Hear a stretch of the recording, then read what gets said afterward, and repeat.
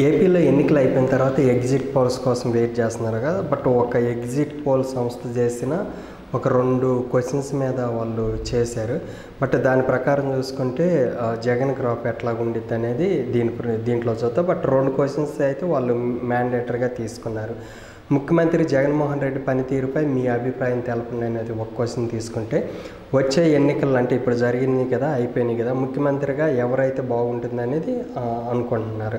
So ఈ రెండింటికి సంబంధించి వాళ్ళు పోల్ సర్వే అనేది నిర్వహించారు. బట్ ఫస్ట్ క్వశ్చన్ వచ్చేసరికి ముఖ్యమంత్రి జగన్మోహన్ రెడ్డి పనితీరుపై అభిప్రాయం చెప్పన్నప్పుడు చెప్పలేము అనేవాళ్ళు 4.90% అయితే, బాగోలేదు అన్నోళ్ళు 14.70%, పర్వాలేదు అన్నోళ్ళు 25.30%, బాగుంది అన్నోళ్ళు 55.10% అనమాట. సో దీని ప్రకారం చూసుకుంటే 55.10%తో వైఎస్ఆర్ అదే ముఖ్యమంత్రి జగన్ పనితీరు బాగుందన్న వల్ల పర్సంటేజ్ ఎక్కువ ఉంది.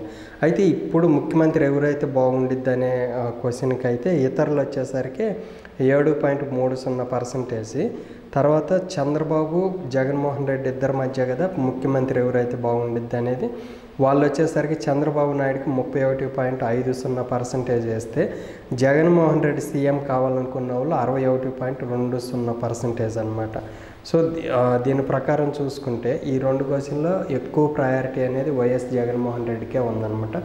సో నెక్స్ట్ కూడా మళ్ళీ వైఎస్ఆర్సీపీ అధికారంలోకి వచ్చింది అనేది ఈ రిపోర్ట్ సారాంశం.